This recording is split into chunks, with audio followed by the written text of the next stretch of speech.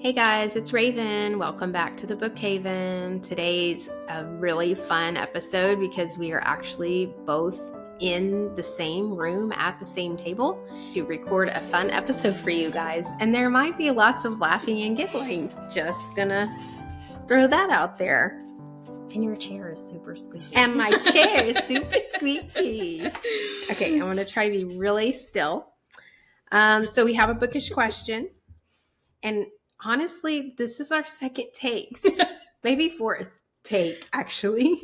I know. We were totally talking and it wasn't recording, which is super sad.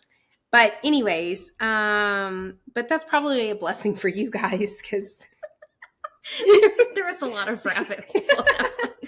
Okay, so our bookish question tonight is not a book, but a movie. Okay. So what is your favorite Christmas movie? So pretend like you don't know. So my favorite, it's not like it's my favorite, like I particularly love this movie so much, but it's a tradition like that my husband and I have. We watch The Family Man with Nicolas Cage every year. Which I have never heard of this. She's never heard of this movie. And we looked it up and it came out in 2000. I don't know. Like, I don't know what I was doing. It's kind of like a modern retelling. Okay, so if you people don't know, like, I feel like, wow, that was kind of judgmental. You people.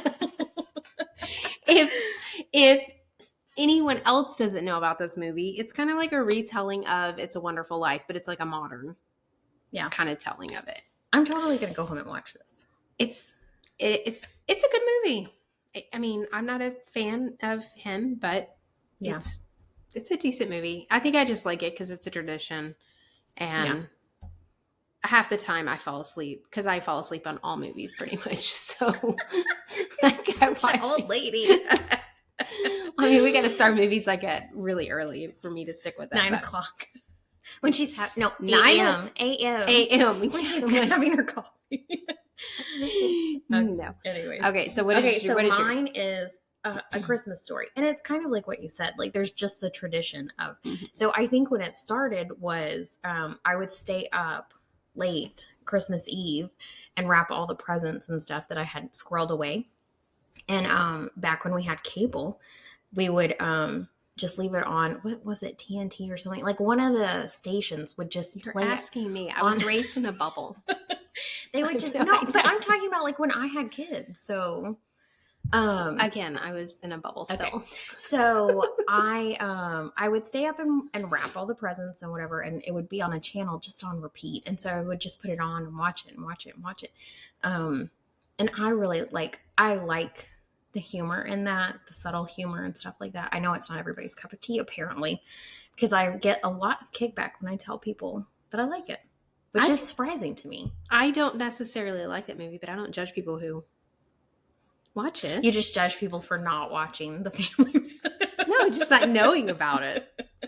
Sometimes I think I live under a rock, and then I meet people like you. Thanks. So, but my honorable mention for Christmas movies, which I think it's up there with A Christmas Story, is The Man Who Invented Christmas, which is about... That's a good one. Charles Dickens and him like writing A Christmas Carol. I've made my kids watch that. I also find it super fascinating the way he like portrays him writing it, like, and kind of like how writers have this process, whatever. I'm not a writer, but like him developing the characters and how he sees the characters. And anyways, I really like that one. I make a point to watch that one every year too. So yeah, that one reminds me of when how when he's in the writing process and he's imagining the characters. Also reminds me of Beatrice Potter. Yeah. Because I feel like that's how they portrayed it in that movie too. So yeah, kind of cool. Yeah, it's kind of cool to feel like you're behind the scenes. Yeah. Which segues into like there's honorable mention. So I guess we should say what we're going to talk about. And this is Rachel, by the way. In case you didn't know. Because we're still trying to get used to saying who is who. But especially because now we're on the fourth take of this. But so Charles Dickens has a set of Christmas books. And it's called like his Christmas book set or whatever. And I think I don't know if they came out every year. I don't know what the story is behind that, but it's A Christmas Carol, which everybody knows. The next one is The Chimes, which I have read that one. And then there's 3 others that I haven't. It's The Cricket on the Hearth, The Battle of Life, and The Haunted Man. And those are just, I have read The Chimes, and it seems very similar to A Christmas Carol. There's somebody who's grouchy, and then they experience some weird stuff, and they become nice. Sounds like your typical Dickens book. So I don't know how the other ones go. I'll have to get back to everyone. I don't know. The Haunted Man. I mean, I can kind of. I mean, they all kind of sound like they could come from A Christmas Carol. The Chimes, The Cricket on the Hearth. Oh, but, yeah.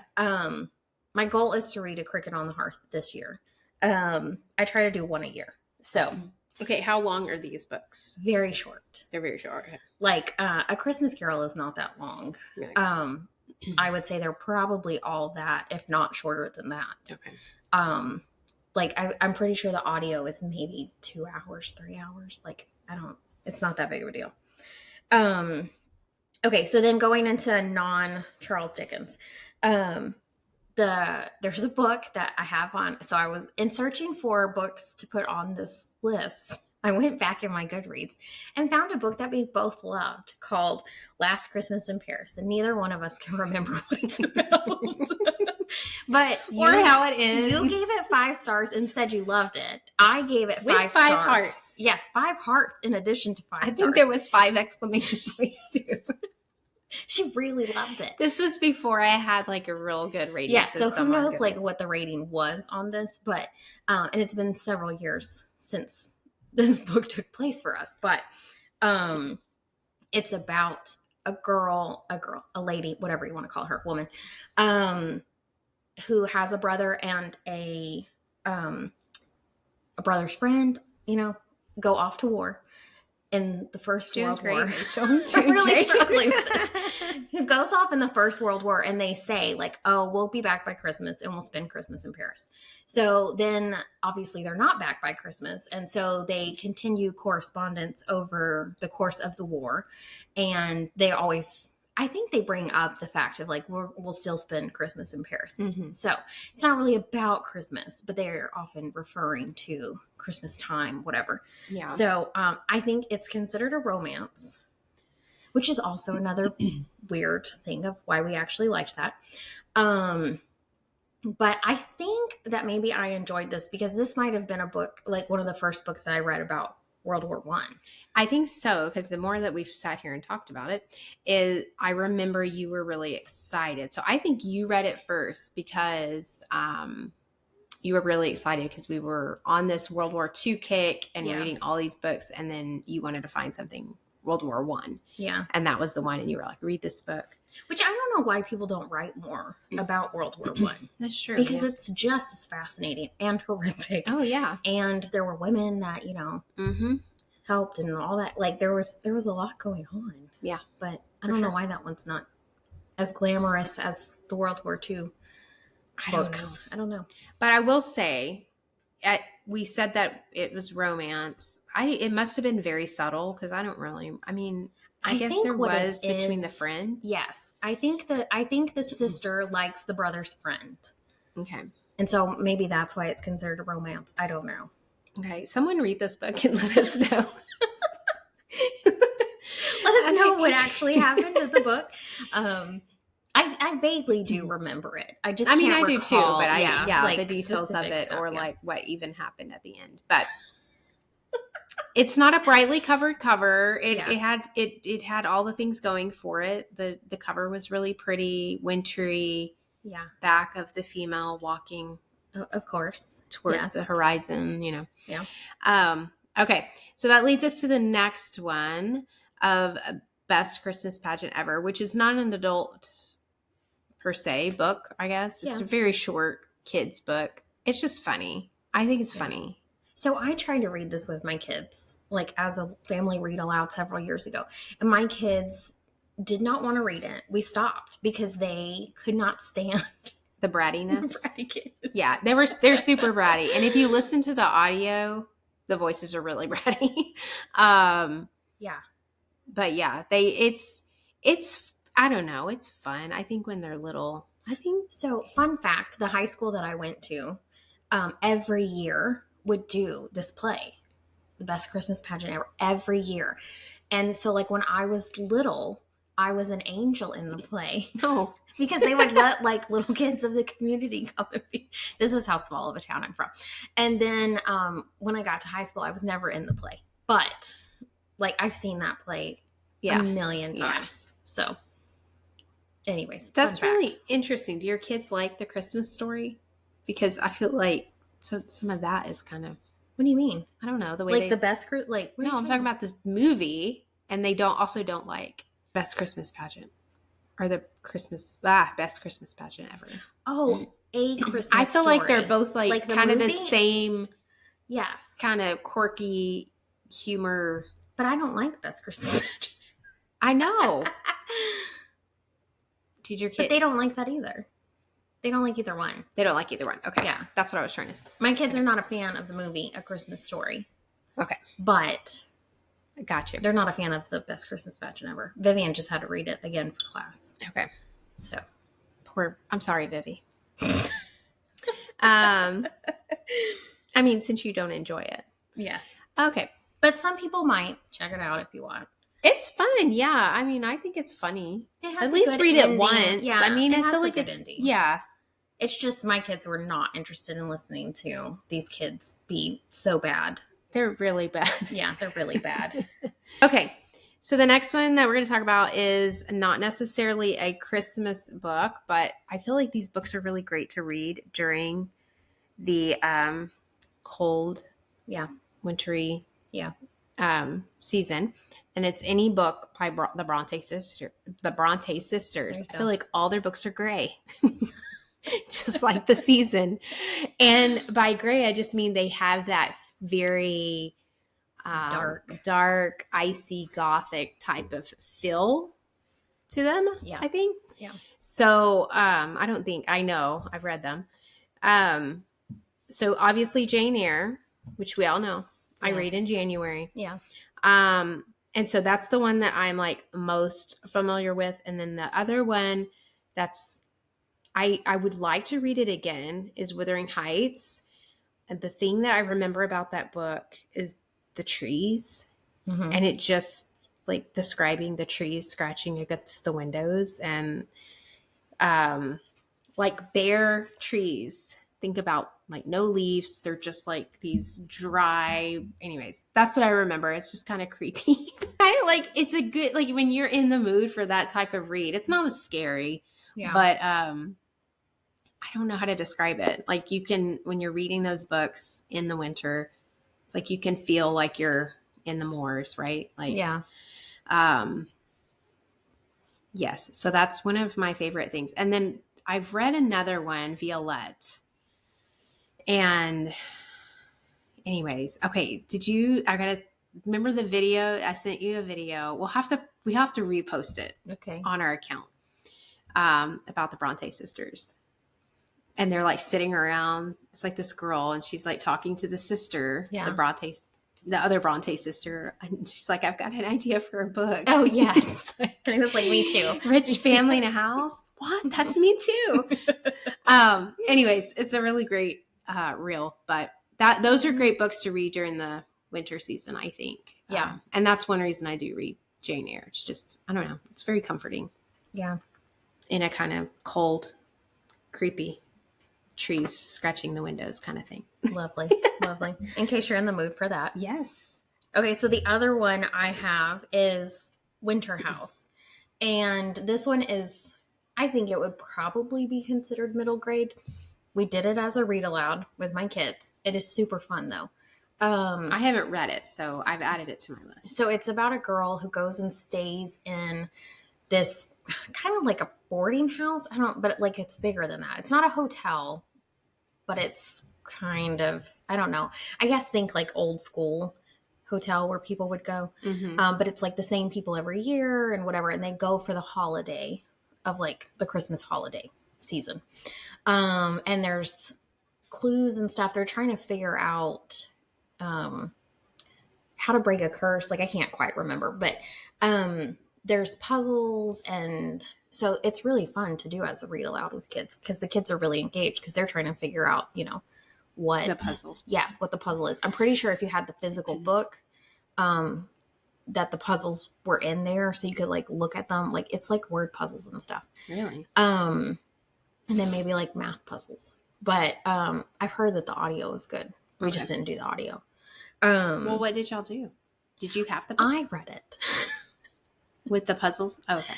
Yeah, and so with them in there, then the kids can look at them. Like, and I was like, oh, what do you think it is? But somebody had posted on Goodreads that the audio was really well done. So, okay. Yeah. I'm going to look into it because, yeah, we'll be needing a book come January. Well, we'll probably be in a book hangover. Yes. Come January. Yeah. For our read alouds. Okay. Yeah. You want to talk about Beartown? We really love Beartown. Well, we've already talked about it. Yeah, but we have. That's a great one to read during the winter, for sure. Yeah, the winter. But does it take place in Sweden? Yeah. Oh, well. I don't really think it ever says where it takes place, but it's in a place where it snows a lot. Like, I think technically it does because it references him going to Canada. And then he comes back. Yeah, but for some reason, I thought that was like in the northern states where they were. Because he's from Sweden. Yeah. I think it takes place. I don't know. Well, wherever it takes place. Cold. It's cold. They play hockey outside. Yeah. Like, it's very cold. Very cold. So, yeah. Yeah, that is a really good one. We have talked about that one on a previous episode, but if you haven't read that series, like I saw them in the store the other day and it was like passing, kind of just remembering. Friends. Yeah. Yeah. I don't know about Friends, but just kind of like, kind of like, oh, I feel like we do this. I was there. I feel like we do this all the time where we're like, we really love that book and then trash talk it later. No, I don't think, no. I just don't know that. I don't know. That was just a really interesting book, but it was really. I think it's because it's not a book that I think either one of us would typically like. Yeah, if someone just told me about it, I would be like, it's about hockey. It's about hockey. Like it's about some kind of there's lots interesting of storylines. Yes, there are lots of storylines. But Rachel loves it, so that should tell you something. Yes, it wasn't too bad. I wonder how many. We need to go back and count. It's a lot. And I do feel like there's 3 books, and you get new characters with each additional book. Yes, and they're not small. No, they're not. Just small. know that you're gonna be there for a while. Yeah, but I love how he used that. I thought that was something. That's what I thought too. I just love how he writes and like how I think that's why I like the other book that you just finished reading, which you didn't like, which we'll talk about in another episode. So cliffhanger. Oh, it's like, anyway. Okay, moving on. So it's not Christmas related. It's not Christmas related either, which is... Oh, sorry. I was talking about the book I just got done. That one's not either. Okay. Or so cold. The next one. Well, really none of these other ones have anything to do with Christmas. But the winter vibe. Yeah. The Great Alone, which is Kristen Hanna, which is kind of hit or miss. All right. But I would almost say that this is historical fiction. I mean, it's not like super past... Right. I'm trying to think if it's like 60, 70. If it was more of just like, I don't know that I would call it historical fiction. It's just a novel. Okay. I just feel like it's just But it happened in the past. It's just not, it's not more something that recent past.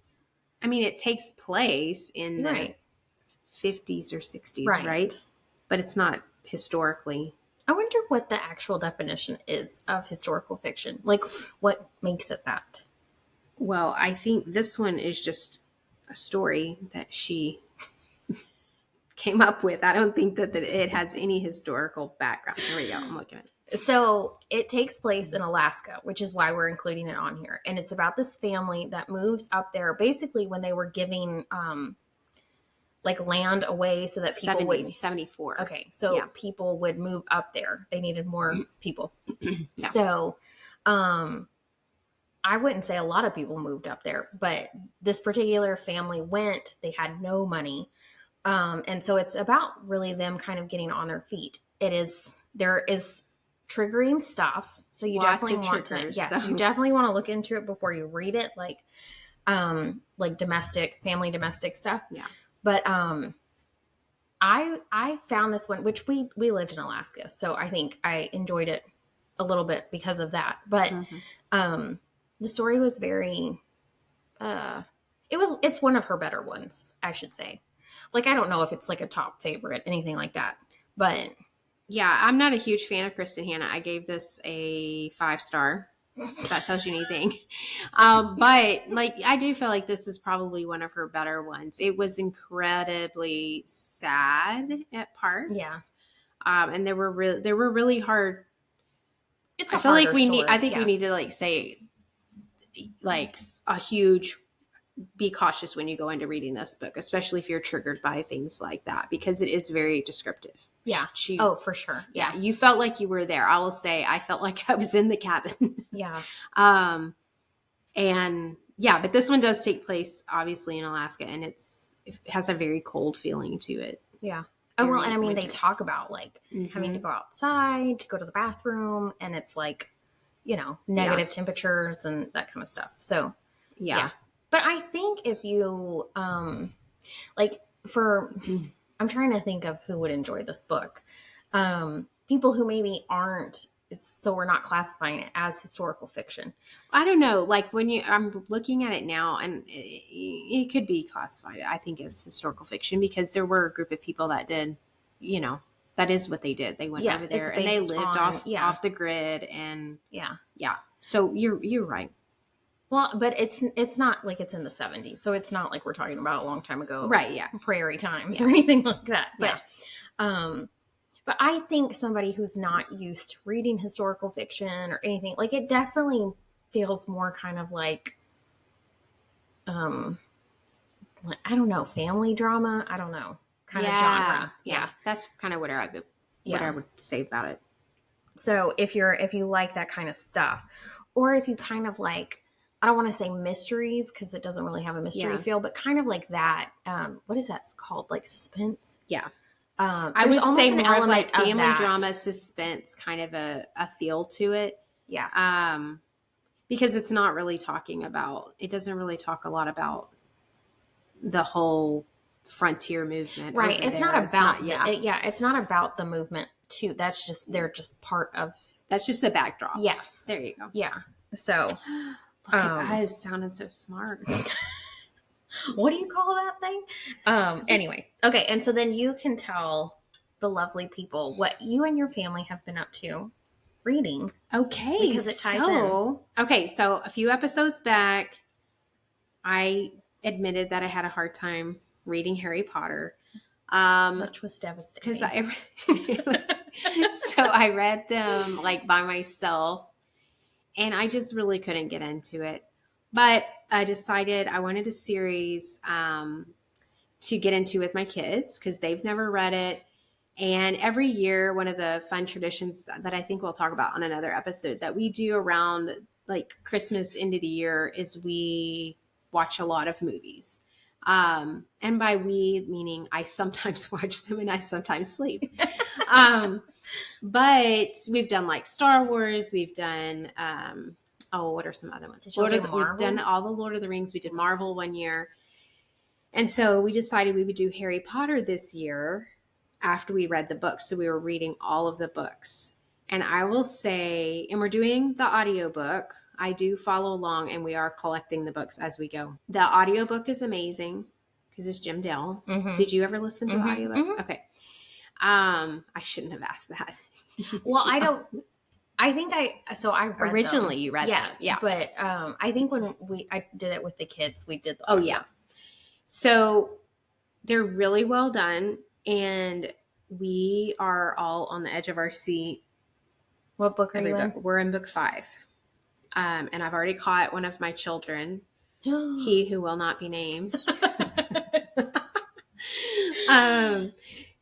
that trying to like read ahead in our books. I'm like, I'll catch them every now and then. I'm like, stop. Like, so we're in that one, which is not a short book. It's a very long book, but it's been a lot of fun because we're all making connections. And like the end of the last book, we were all sitting there in the last few pages and we're listening, and all of a sudden like everybody's head pops up and their eyebrows are like, what? Or I get a lot of like, I knew it. That's what I said. You know, I predicted it. So it's a lot of fun. And yeah, I don't know. Like series like Harry Potter, and we've done other series are a lot of fun. But I like doing them with my kids, is what I'm saying. Yeah. And then now that my oldest, she will be 17 in April, you know, I'm really feeling that, you know, I don't have too many more years of everybody. It's already hard enough as it is to get everybody's schedules like reined in so we can all sit and be in one spot and read. So it's really fun. If you haven't done the Harry Potter series, I say you should. Yeah. You'll still go to heaven. That's controversial. That's okay. But they are fun to read like consecutively like that because there's so many nuggets that she drops along the way. So my kids were like, what if we had lived during the time when they were coming out so slow? And I was like, yes. Gather round, children. Let me tell you how awful that was. I can remember having the thought of like, what if I die and I don't ever get to figure out what happened? That's so crazy. I don't think I've ever read a series where I'm waiting like with bated breath for the next book to come out. I was thinking about that the other day too. Well, what you can do is wait for the last, absolutely like, don't do the last one for a month and then you'll know slightly what this was years. So like how, years. I do like I started reading them when I started high school. So I was late to the game, but I think maybe there were 4 out. No, maybe 3 or 4. The last one didn't come out until after Wyatt was born. So I had a newborn baby and was reading that book. The very last one. Wow. Like, yeah. Because I had to know what was going to happen. Like, I just had to know. Yeah. So, and I can remember when the movies came out too. Yeah, you had to wait. And then the last one came out and they split the last book up into 2 books. That was torture. Movie. Yes, the last movie. And then not knowing if they were going to like really stick to it. I will say that the movies are very like almost word for word dialogue. Okay. Very well done. Obviously not everything can make it in there. It's enough that you get the whole story. You just don't get side stories and stuff like that. Okay. That's good to know because the kids are really worried if they're going to. No, totally. It is so faithful to the book. And like she worked on the movies. Like she might have written or helped write the screenplays. Oh. So that when I say like the dialogue is word for word, it's pretty much word for word in the big scenes. Like they're saying what was said in the book. And I have to tell you too. So just recently, a few years ago, they started releasing these big, I don't know what you call like editions. And they have pictures in them and stuff. So it's almost like this giant picture book. So like you can fold out the maps and stuff like that? Well, maybe the maps, but like it's just regular paper. So nothing's like popping up. It's that whole book. So, but they have artwork and whatever. And they're really... Oh, wait, I have seen these. Yeah, they're like 12 by 12 or something. They're huge. But they release it once a year. So they only have like maybe the first 5 or 6 out. But I've been slowly collecting those. I'll wait till the next year when the old one goes on sale. And then I'll buy it. Because they're really expensive. But you can get them on sale. So there's that. Cool. Okay. Well, we're excited. The plan is we're making a big push to finish by the end of the year, and then New Year's, I plan to do like a book club themed thing for New Year's Eve, and we will watch the movies New Year's Eve going into New Year's. Yeah, you better calculate how many hours. Yeah, because the movies aren't short. Yeah, the later ones are not short. Yeah, well, I figured that. Yeah. So we got one of my kids asked for the DVDs for Christmas, so they're getting them. They don't listen to this. They don't listen to my podcast, kids. Anyways, they totally don't think I'm cool, so they definitely don't watch. But yes. So you're going to give them the DVDs for Christmas, but then say they can't watch them until New Year's Eve. We'll see. I mean, if we finish, If we you're done. finish, it's not Okay. like they have. But Oh, my okay. my plan is I would like to, even if we don't, even if we stretch them out over that week between Christmas and New Year's, Yeah. but then New Year's Eve, like we're gonna do our own little. That'll be so fun. I think it'll be fun. I'm using all the ideas of the thing that you sent me.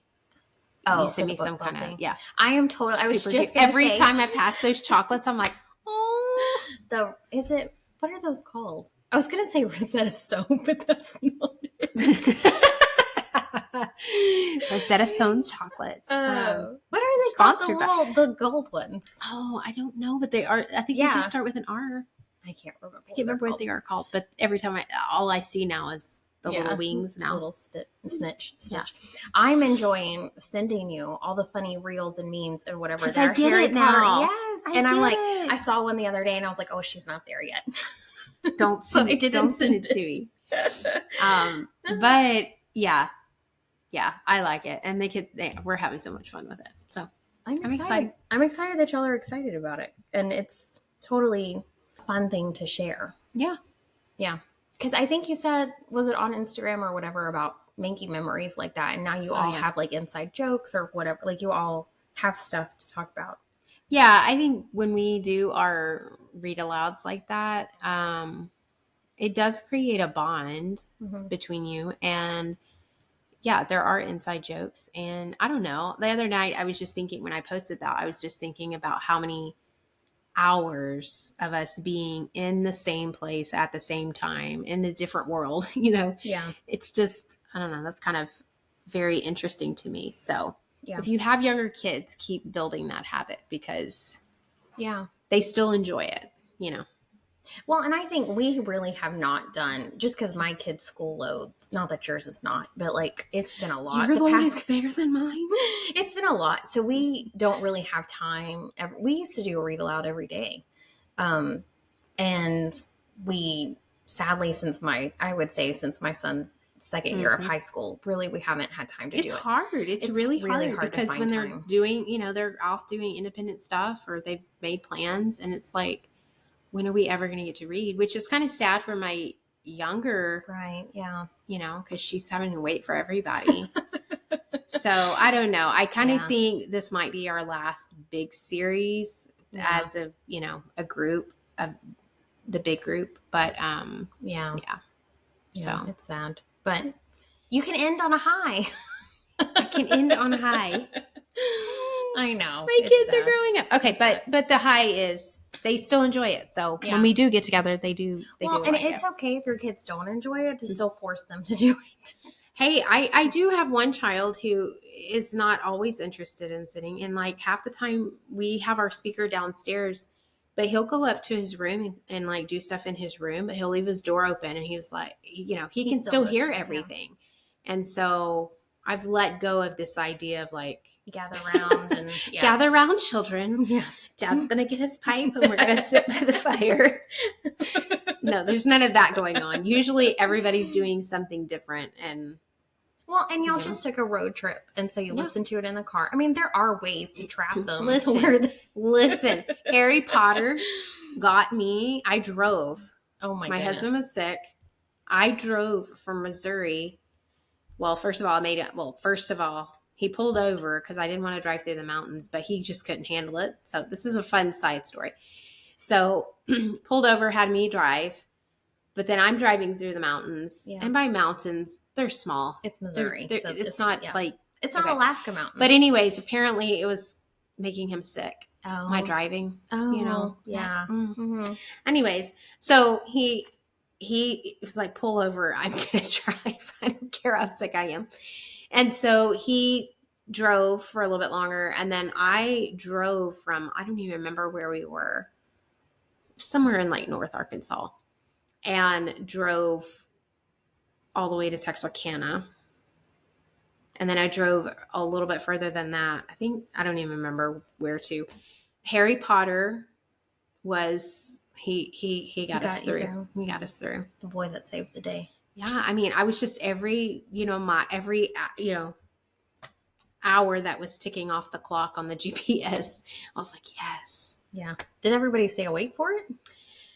There were a couple times that people fell asleep, but We'll just catch you up. Yeah, I was like, I'm not rewinding. Like if the majority of them were asleep, I would pause it. Okay. But for the most part, everybody was like, they would wake up. What happened? What happened? That's fun. So it was a lot of fun. Okay, that's enough of me talking about Harry Potter. Okay. Thanks for listening. And we hope everybody is getting into the holiday spirit, winter spirit, wherever you live.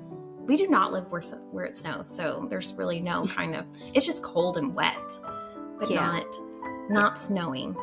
We don't live where it snows, but there's always this fear that there's going to be a snow apocalypse that happens, because that happened a couple of years ago. Anyways, hopefully you're getting into the holiday spirit, and check out one of the books that we suggested to get you further into the spirit, or let us know if there's one that we missed that we've never heard of before, and then we can add it to our list of things to read, our giant list of things to read for winter. So, okay, bye. Bye, guys.